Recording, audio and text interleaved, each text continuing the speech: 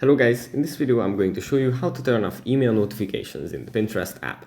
But before that, don't forget to subscribe and leave a comment down below, because at 10,000 subscribers I'm going to show you my whole YouTube revenue statistics and growth strategy. So without further ado, let's just jump right into it.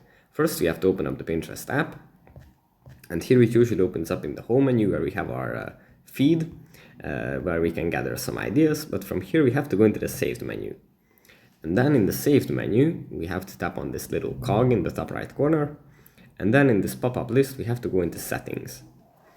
Then we find the notifications, tap on it. And then in the middle, we find by email. If we tap on this, we can select the different kinds of aspects of which we want to be notified or about which we don't want to be notified.